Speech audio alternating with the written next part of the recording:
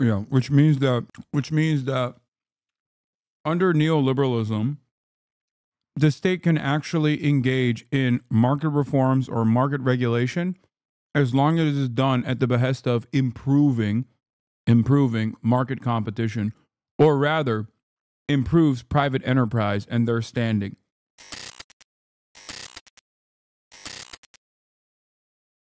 Real goal here should be to make it more reasonable. Anyway, let's watch Overzealots, how rich countries keep poor countries in poverty and why.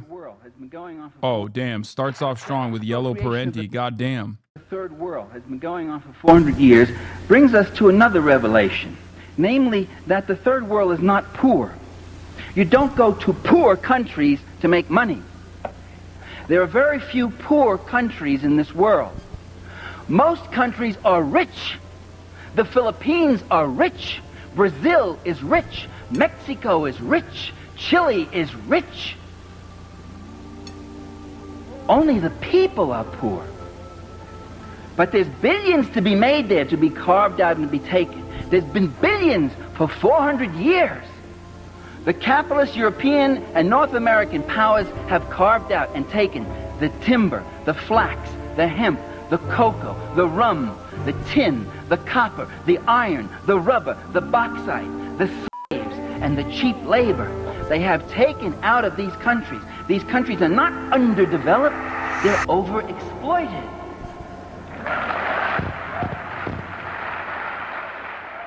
Almost 40 years later, and this still holds true. When we hear the word colonialism, some may associate it with an outdated system of exploitation and coercion, one that took place a long time ago, and although it was wrong, we grew past it and learned from our mistakes.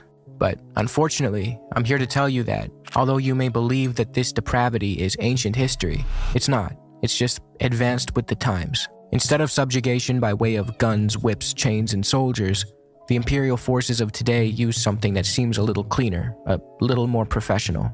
They use debt. Instead of colonialism, we've moved to a system of neocolonialism. Some of the many antagonists responsible for condemning the developing world to a cycle of debt and exploitation are none other than our international financial institutions, specifically the IMF and the World Bank. So how did we get here? He literally stole from multiple pharma companies. Bernie Sanders stole what?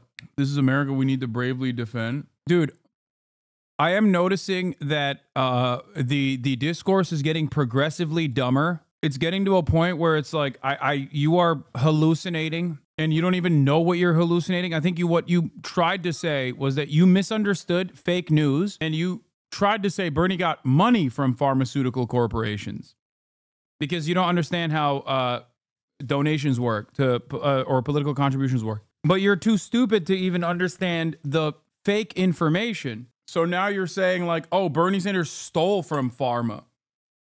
Are you in favor? Like, what does that even mean? What does that tell me about your worldview? We are in such a dire situation that I am begging the fucking morons in my chat to at least do fake news correctly. Yeah, Bernie Sanders goes against the Constitution. You're right. The Constitution. Did your research from what? Don't do research from government. Do your own, bro. There's perhaps no better indication that I'm about to hear some of the dumbest shit I've ever heard in my entire life than a guy who says, I did my own research, bro. Do your own research, bro. I've never had somebody go, do your own research, bro, and then follow that up with like anything that is remotely comprehensible. The IMF and the World Bank were established after the Great Depression and the Second World War to maintain global financial and economic stability. Although the war helped stimulate the global economy due to wartime production and expenditures, there was a concern that the world would revert back to the economic policies that exacerbated the Great Depression. Since slipping back into economic turmoil was such a genuine worry at the time, 44 nations sent a total of 730 delegates to Bretton Woods, New Hampshire, for a conference dealing with world monetary and financial policy. This gathering is known simply as the Bretton Woods Conference. Out of this conference came the International Monetary Fund, or the IMF, and the World Bank. The purpose of the IMF was to promote international monetary cooperation and ensure financial stability by stabilizing exchange rates, promoting economic policies, offering financial support or loans to member countries, facilitating trade, and so on. It's important to keep in mind that at the time, The US dollar was backed by gold, and other countries' currencies were fixed to the US dollar, so having an organization, like the IMF, mandated with monitoring exchange rates and lending monies to countries who may be facing balance of payment issues made sense. The system ended in the early 70s with the abandonment of the gold standard. You would think that the role of the IMF would shrink or disappear completely, but no. From 1970 to 1975, the volume of lending more than doubled in real terms, and the IMF's influence persists to this day. The IMF, like the World Bank, is not actually a bank, but it nonetheless lends money. We'll get into why this is detrimental in a bit. The way the IMF is set up is as follows. Member countries pay a quota, which is essentially a subscription. The wealthier a country is, the more money they contribute to the... Where's that chatter that said the mods never pinned the video that we're watching? Where the is that chatter? Not this one. The IMF. The more money they contribute to the IMF, the more of the vote share they have. This weighted system leads to disparities in the vote share and allows for rich Western countries to exercise political influence and power over poorer nations. They can champion policies that benefit rich Western interests at the expense of developing countries who have little to no say in the matter. To illustrate the absurdity of this system, a country like Ethiopia, with a population of 70 million, has half the vote share of Luxembourg, which has a population of only 500,000. And for years, the whole of sub-Saharan Africa had only 4.6% of the votes in the fund. This weighted voting system, predicated on wealth over population size, gives the US alone, and any 4 other G7 members acting together without the US, the ability to block policy decisions and exercise their power over developing nations. It doesn't help that the head of the IMF is always a European and the head of the World Bank is always an American. I hope you can see where this is going. Let's take a quick look at the World Bank. Like the IMF, it was created during the Bretton Woods Conference. While the two institutions are often seen as siblings, the World Bank focuses more on funding development projects and reconstruction around the world. Both institutions lend money, but they do so in a predatory way. Through the use of debt, they keep poor nations trapped in cyclical poverty, and they enable wealthy countries to exert political influence over them. This system undermines the sovereignty and prosperity of these developing nations, all while the institutions responsible for this mess claim to be motivated by the goal of spreading wealth and development. Here's how it works. During the Cold War, when the struggle for chatters, the video that is pinned is the correct video. How rich countries keep poor countries in poverty and why. Why are you guys still complaining about the video not being pinned or where the video is? So many of you just don't know how to read and don't care and just are in here, I think, to just cry and complain. No, it's not the previous video. I just clicked on it. It's the correct video. It's the video that we're watching. Political influence and global hegemony between the West and its allies and the Soviets and their allies transpired. Western banks and institutions encouraged developing countries to take out massive loans. This process was often predatory and extremely irresponsible. These developing nations would be told that they needed IMF and World Bank loans to modernize, and debt was framed as a necessary tool for development. The IMF and the World Bank often ended up loaning money to corrupt leaders and dictators who appropriated the funds for personal use and left their country in debt. Whenever they successfully convinced a developing nation to take out a loan with them, conditionalities were part and parcel of the deal. Meaning, if a developing country took out a loan with the IMF or the World Bank, that country needed to adopt specific policy prescriptions. Those policy prescriptions were designed not to aid the developing country and turn it into an economically sufficient nation, but to prioritize its ability to repay its debt with interest and open up its economy to the West. I should note that if a country was severely... Yes, the debt offered has serious restrictions on where the money can be utilized, and the money that can be utilized is oftentimes with foreign capital. This is a way to extract natural resources and open up the into these countries. In many circumstances, it's also designed in a way where you won't be able to pay back the debt. So once that moment comes, you can then, by force, implement austerity measures and privatize key aspects and key sectors of the economy that might have been previously controlled by the government. After that privatization, you bring in foreign capital to purchase these things for pennies on the dollar. This is how it works. Impoverished, the IMF would impose either... Like what China is doing with the One Belt, One Road. Ironically enough, China so far has not done this with the One Belt, One Road. Don't take my word for it. Take the word of Foreign Policy Magazine and many other thinkers who are not exactly pro-China and are actually biased against China, but still recognize that this is not what the Chinese debt trap looks like. There are numerous articles. I think one of them that I can recall called the Chinese debt trap myth. China not only does not implement austerity or force Chinese capital, China also simultaneously offers better loan conditions, no restrictions whatsoever, and has, on numerous occasions, actually voluntarily engaged in loan forgiveness. Yeah. Imagine the U.S. aid funded. Imagine being the U.S. aid funded, CIA-backed Voice of America having to type out an article that is literally at odds with what some random chatter has decided China is doing in an effort to be like, oh, well, this is an ownage. Spreading lies once again. So you're like the Atlantic. In the past 2 decades. The fucking Bloomberg, like the Atlantic, Bloomberg, Voice of America. I'm not just coming up with this on my own, dumbass. Why don't you go and address the CIA's very own Voice of America? These are not exactly communist nor pro-Chinese outlets. You're no different than a Trump supporter. It's literally what Trump supporters do.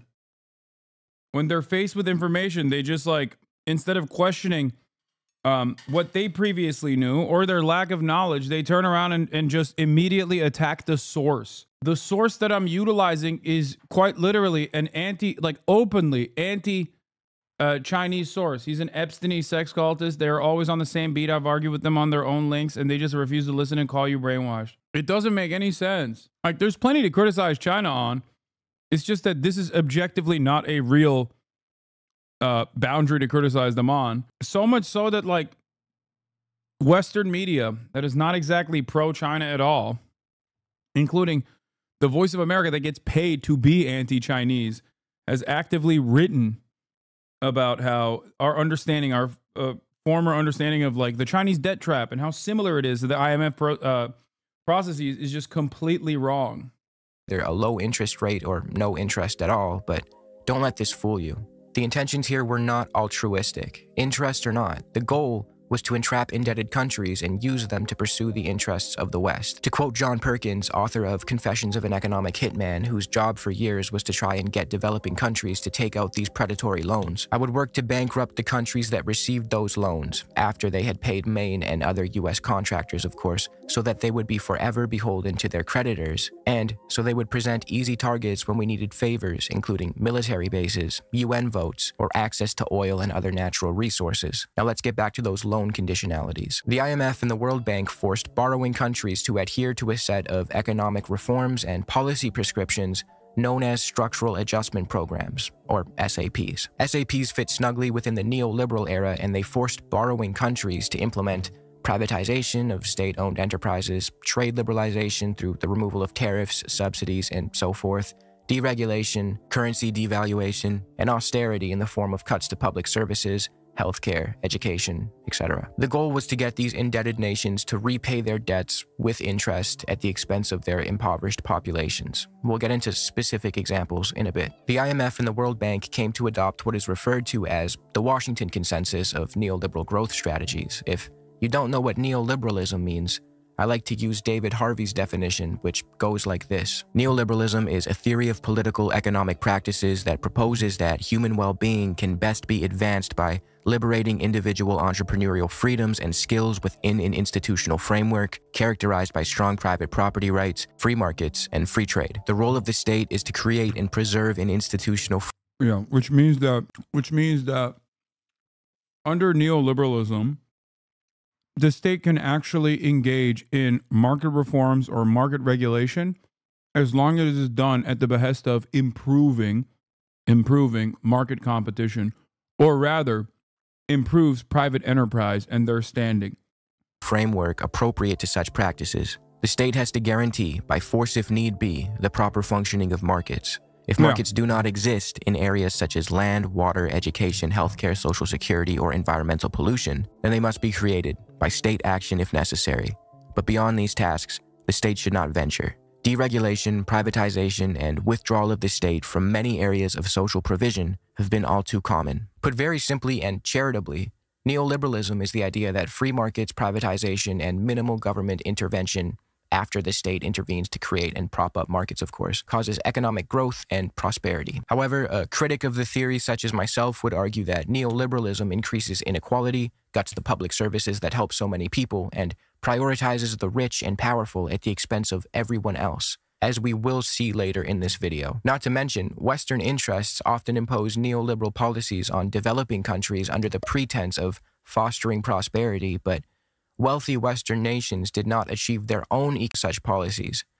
In fact, they often did the exact opposite. To quickly summarize before we go any further, what I've told you so far is a story of international financial institutions operating at the behest of rich Western interests that prey on underdeveloped nations by convincing and sometimes forcing them to take out massive loans that come with neoliberal strings attached that ultimately transform these indebted developing countries into neocolonial outposts whose sole purpose in the eyes of the Western world is to service their debt, be perpetually beholden to their creditors, and serve as cheap labor and exporting hubs for the imperial core. If any of what I just said sounds hyperbolic, let's look at the example of Somalia and how these international financial institutions decimated it to the point of complete economic collapse.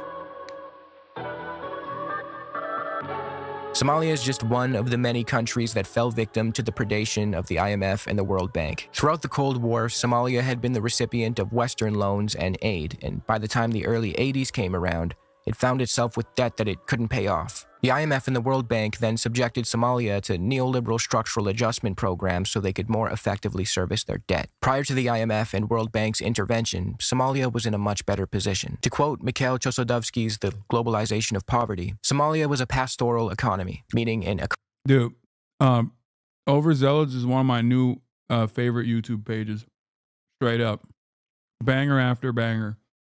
Go give them a follow. It's great. Economy where livestock farming is central. Based on exchange between nomadic herdsmen and small agriculturalists, nomadic pastoralists accounted for 50% of the population. Despite recurrent droughts, Somalia remained virtually self-sufficient in food until the 70s. The IMF World Bank intervention in the early 1980s contributed to exacerbating the crisis of Somali agriculture. The economic reforms undermined the fragile exchange relationship between the nomadic economy and the sedentary economy. A very tight austerity program was imposed on the government, largely to release the funds required to service Somalia's debt. Put simply, the IMF and the World Bank intervened in Somalia to restructure its governance in a way that would prioritize its ability to pay off its debt and further enrich Western nations. The policies imposed upon Somalia were the typical neoliberal ones I mentioned earlier: cuts to public spending, currency devaluation, trade liberalization, and privatization. Here's how those policies looked in action. By forcing Somalia to open up its economy to foreign imports as part of the IMF World Bank trade liberalization stipulation, foreign grain in the form of either food aid or cheap grain imports flooded Somalia. You would think this sounds like a nice thing, a bunch of free or really cheap food given to a country. How could that possibly be harmful? Well, it ended up displacing local farmers and local grain markets.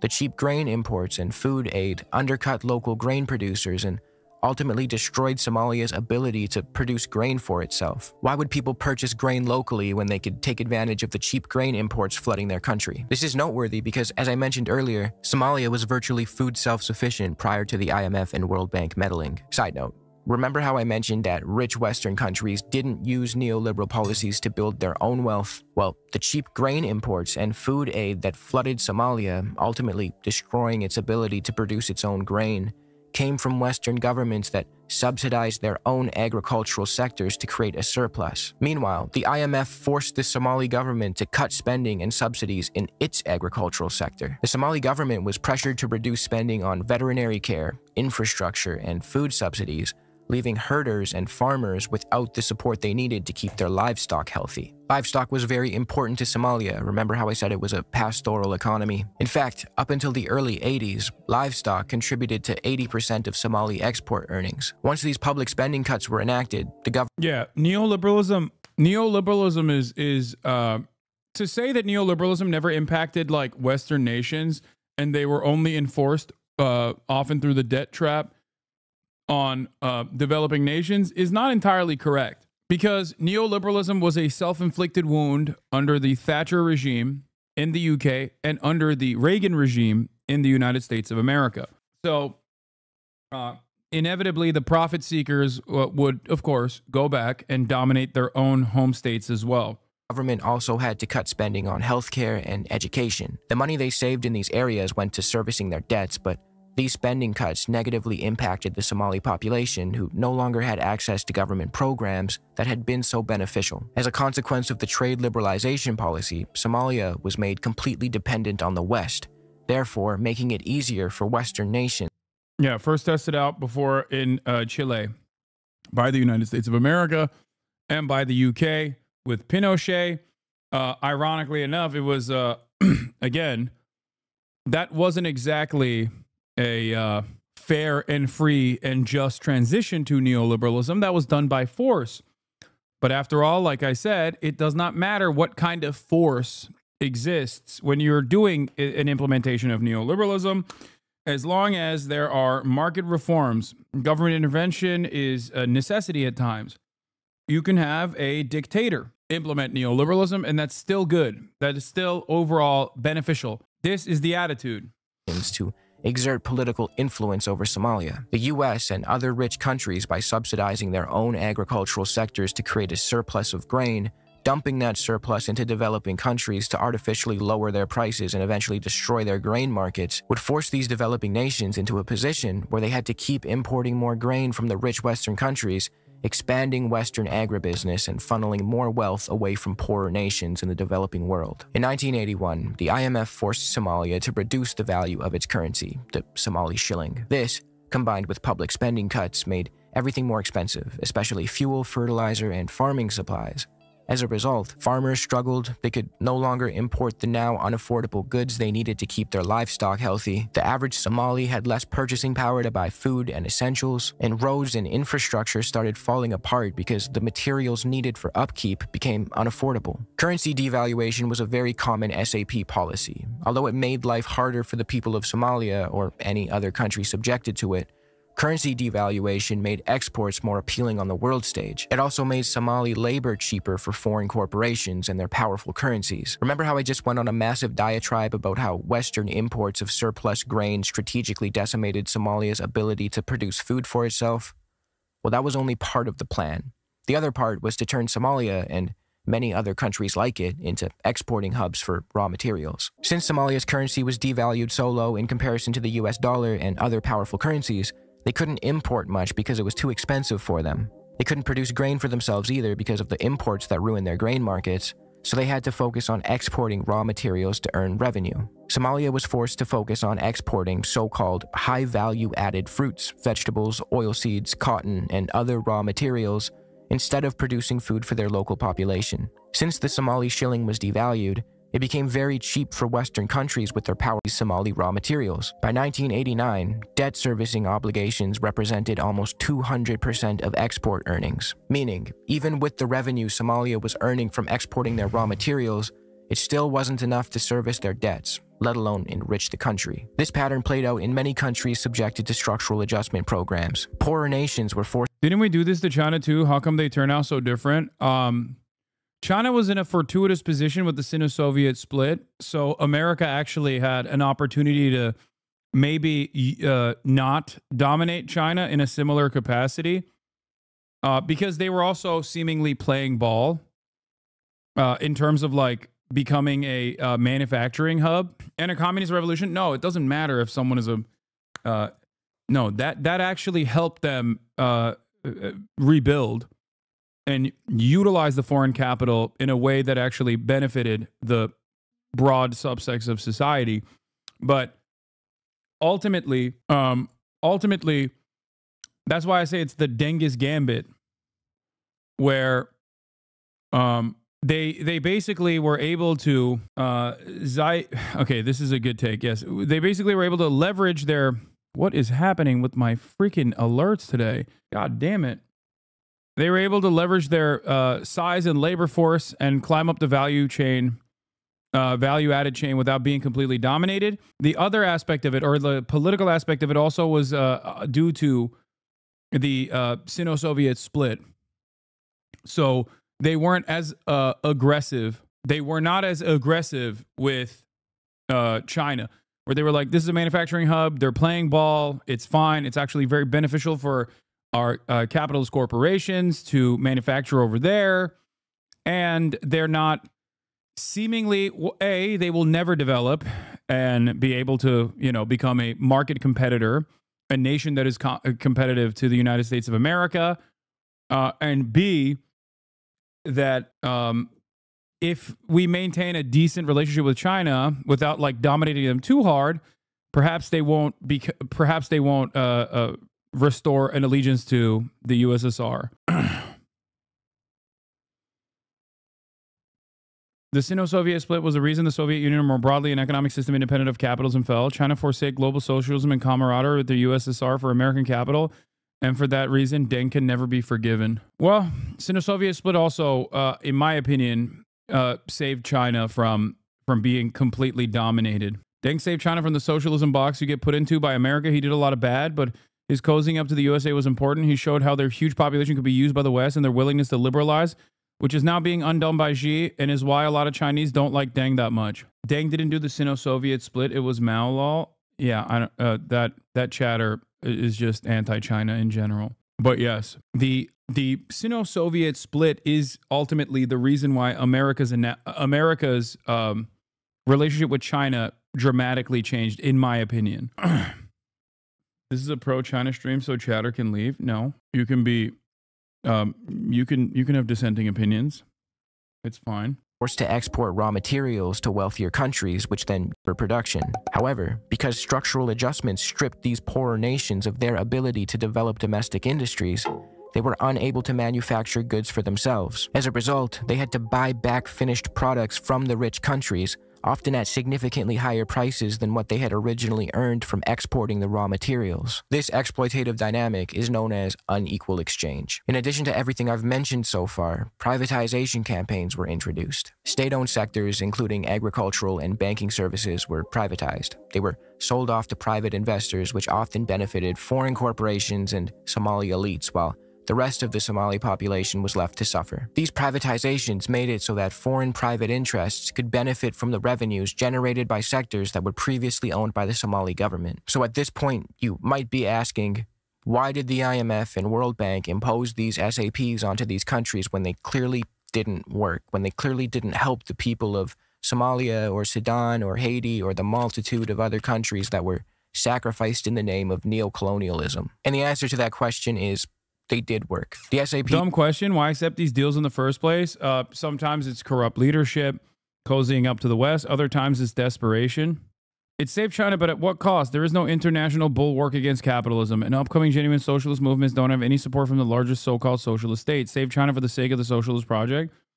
Yeah, no, I've mentioned this before, but China, even when it's like beneficial to its own geopolitical interests, in its own fucking backyard, does not actually, you are stupid, man, does not actually try to beef up any sort of like Maoist movements or any sort of socialist movements on ideological boundaries.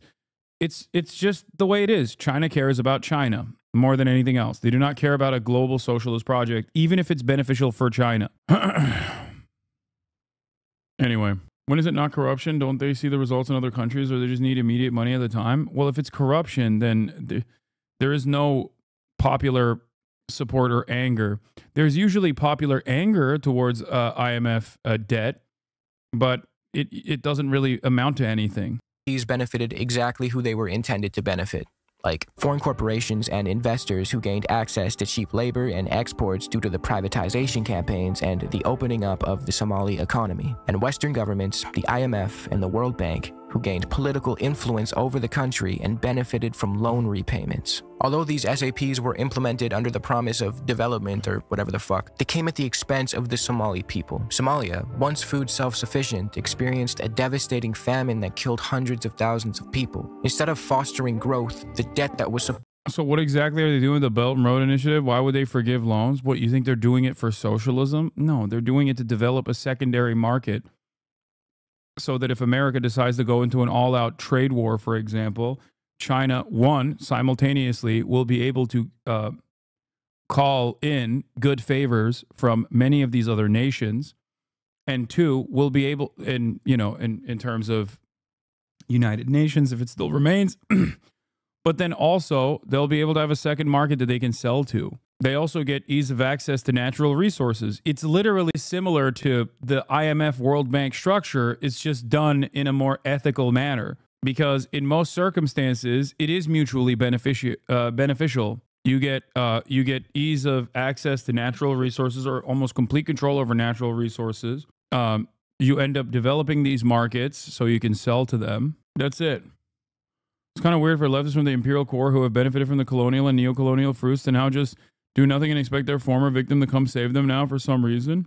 I mean, it's understandable that leftists in the imperial core would still hope that China would do more to, I don't know, actively target the growing fascist movement around the planet. I've also always maintained the position that without the USSR, the social democratic reforms in Europe would be non-existent. If China is seen as a competitive threat ideologically to capitalism, then just like Democrats and liberals that concede and capitulate to fascism right now in an effort to maintain their governing coalitions, you would see the very same thing happening in a lot of these countries in the opposite direction. Russia is a truly anti-fascist country? Sure. Okay, chatter. Yeah, definitely. They're definitely also very socialist still.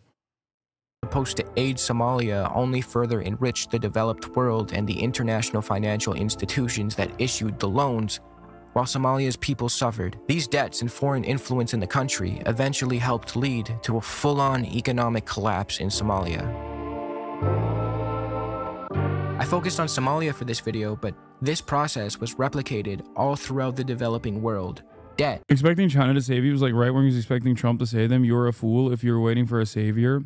Oh my God. I'm not. I'm just simply telling you what is going on. I don't know why this is so frustrating for a lot of people. When I say China is not presenting itself as an ideological bulwark against capitalism that is currently perishing and turning into fascism, I'm explaining why China is not doing that. Some people get mad and say that the expectation that China should be doing that is ridiculous. I don't think it's that ridiculous. I think there is an argument to be made about self-preservation even for Chinese interests if they were to actively undermine growing fascist movements around the globe, because fascism does not simply go away. At least historically, they only perish when they have to be combated militarily. Wait till 2035. We're still in the early phase of socialism. 2035 is the goal for possibly starting up an international socialist movement again. Yeah, well, we'll see. I'll be dead by then, so.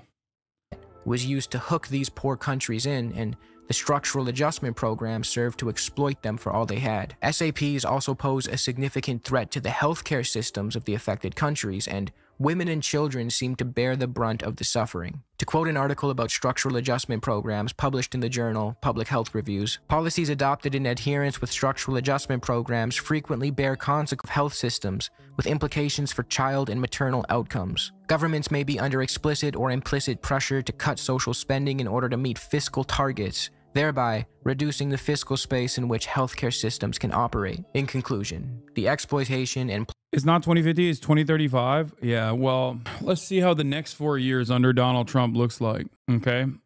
And then we'll see. We'll reconsider when we get to the end of the next 4 years, end of the second Trump term. I mean, you are pissing off a lot of crazies. No, I don't mean just like me. I'm talking about the supercharged growth of fascist movements. Also, I'm looking at what China has done in the past. Like, they're not, let's just say they're not allergic to aligning themselves with some pretty bad people if it suits their immediate benefit. Look at Myanmar. That's a great example. They will both collaborate with the junta and also simultaneously anti-government forces, depending on what suits their purpose. Same goes for, I mean, even with respect to their allegiance with Russia, that's a more understandable one. Russia is a nation state, a powerful one, okay, and an energy provider. But, you know, we'll see. Or their trade relations with Israel. That's another one. Plunder that devastated the developing world during the days of colonialism has not been eradicated. It's just been reorganized. I'll close this video out with an excerpt from one of my favorite authors, the late David Graeber. For almost 2 years, I had lived in the highlands of Madagascar. Shortly before I arrived, there had been an outbreak of malaria. It was a particularly virulent outbreak because malaria... This guy's awesome. He's saying Russia is very much against fascism. Chinese government goes against humanity.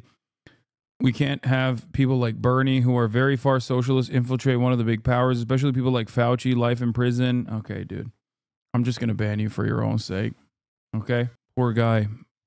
Just losing his mind.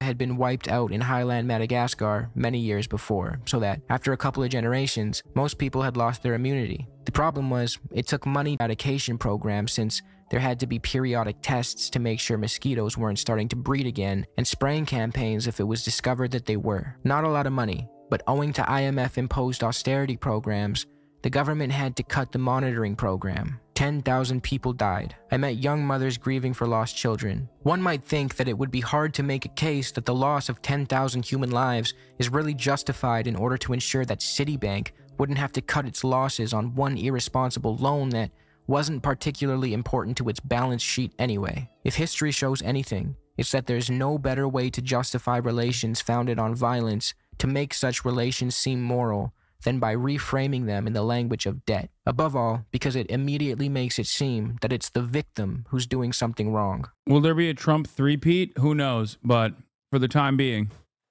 let's get to the fallen state.